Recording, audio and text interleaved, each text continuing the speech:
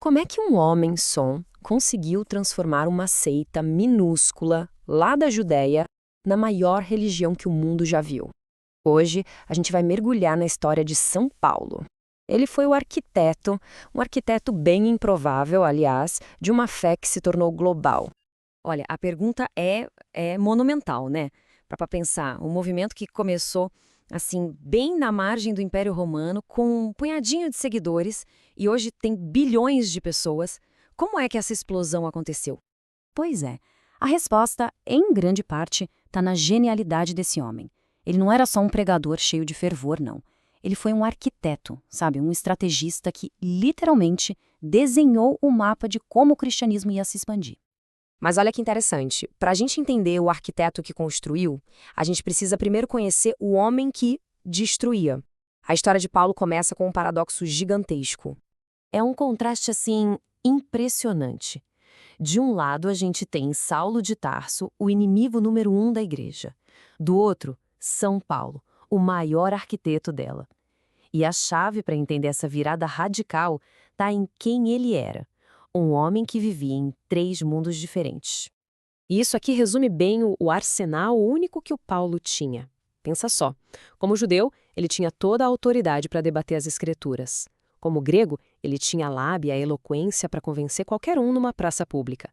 E como cidadão romano, ele tinha um privilégio que era sua carta na manga, tipo um passaporte universal que protegia ele por todo o império. Então, foi justamente essa combinação única de fervor religioso, cultura e privilégio que colocou ele numa rota de colisão direta com os primeiros cristãos. Uma colisão que ia acontecer numa estrada, a caminho de Damasco, e que não ia mudar só a vida dele, ia mudar o curso da história. A descrição dele na Bíblia chega a ser assustadora, sabe? Diz que ele respirava ameaças de morte. Ele tinha autorização oficial do sumo sacerdote e estava indo para Damasco com uma missão bem clara: caçar, prender e acabar de vez com o que ele considerava uma heresia muito perigosa. Só que, no meio do caminho, o caçador virou a caça. Uma luz ofuscante, que dizem ser mais brilhante que o sol, atinge ele em cheio e o joga no chão. É um evento que cega ele fisicamente, mas que, por ironia, ia abrir os olhos espirituais dele para sempre. E aí, ele ouve uma voz, e a pergunta que essa voz faz é o ponto de virada de tudo. A voz não pergunta, por que você persegue os meus seguidores? Não, ela pergunta, Saulo, Saulo, por que me persegues? Essa identificação direta entre Jesus e seus seguidores, isso ia se tornar o coração de toda a mensagem de Paulo dali para frente. Aquela experiência na estrada muda absolutamente tudo. O perseguidor morre e ali nasce o apóstolo. A missão dele agora é exatamente o contrário do que era antes. Levar aquela mensagem que ele tentou destruir até os confins da terra. E é aqui que a gente vê o gênio e estratégico dele em ação. O Paulo não saía fazendo as coisas por impulso, não. Ele tinha um método, quase um modelo de franquia para o cristianismo. Primeiro passo, chegava na cidade e ia pregar na sinagoga. Segundo, quando começava a dar atrito, ele mudava o foco para os não-judeus. Terceiro, estabelecia uma igreja ali com líderes da própria comunidade. E quarto, partia para a próxima cidade estratégica. Era um sistema brilhante, que criou uma rede que se espalhou como um rastilho de pólvora. Claro que todo esse sucesso acabou gerando uma crise de identidade. A pergunta que ameaçava rachar o movimento ao meio era simples, mas explosiva. Para ser cristão, era preciso primeiro se tornar judeu?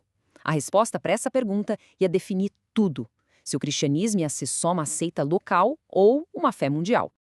E a resposta vem num encontro importantíssimo em Jerusalém. A fala do apóstolo Pedro resume bem a decisão final. Por que impor um fardo que nem nós mesmos conseguimos carregar? No fim, a liderança concordou com Paulo. A fé e não a lei era a porta de entrada.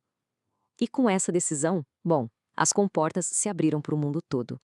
Como era de se esperar, essa missão toda transformou Paulo num alvo. Ele acabou sendo preso. Mas, para um estrategista como ele, até mesmo as correntes podiam virar uma arma.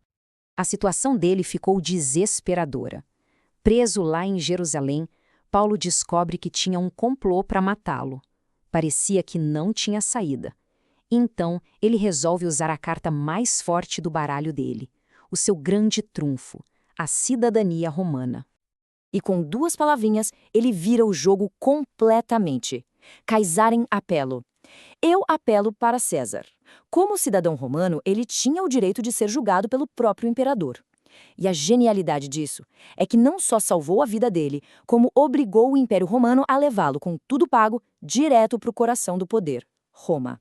E essa viagem para Roma, nossa, foi uma saga. O navio pegou uma tempestade terrível, acabou naufragando. Mas aí acontece uma coisa incrível. No meio daquele caos todo, o prisioneiro, o Paulo, assume a liderança. E porque todo mundo seguiu o que ele disse, todas as 276 pessoas a bordo se salvaram. Quer dizer, até como prisioneiro, ele era um líder. A jornada de Paulo, então, termina em Roma, e é aqui que a história antiga e a ciência moderna se encontram de um jeito fascinante. A tradição conta que ele foi martirizado a mando do imperador Nero. E durante séculos, peregrinos do mundo todo visitaram a basílica que foi construída em cima do suposto túmulo dele. Mas a pergunta que ficava era, será que era só uma tradição? Ou tinha algo de real ali, debaixo daquela pedra? Pensa bem, por quase 2000 anos, aquele sarcófago de pedra ficou lá, selado, debaixo do altar principal, guardando o seu segredo. Ninguém nunca tinha feito uma análise científica nele. Isso até 2009, quando o Vaticano finalmente autorizou a primeira investigação. E o que encontraram lá dentro é de arrepiar. Primeiro, acharam fragmentos de ossos. A datação por carbono mostrou que eram do século I, ou seja, a época exata em que Paulo viveu. Segundo, restos de tecidos caríssimos, de linho púrpura e ouro, um sinal de que aquela pessoa era muito venerada. E para fechar, a prova na própria pedra, uma inscrição, a Paulo, apóstolo e mártir. Então, com todas essas evidências na mão, o anúncio foi feito para o mundo todo. Depois de 2 milênios, a ciência e a tradição finalmente estavam de acordo. Aqueles restos mortais no sarcófago eram, com uma probabilidade altíssima, do apóstolo Paulo. Então, chegando ao fim dessa jornada incrível, o que é que fica? Qual é o grande legado que a vida de Paulo nos deixa? A vida de Paulo nos força a pensar numa questão muito poderosa. Será que uma única vida, uma vida transformada, pode de verdade mudar todo o curso da história mundial? A jornada dele, de perseguidor a arquiteto, parece dizer que sim. Que às vezes basta uma pessoa, com a visão certa e a estratégia certa, para mudar absolutamente tudo.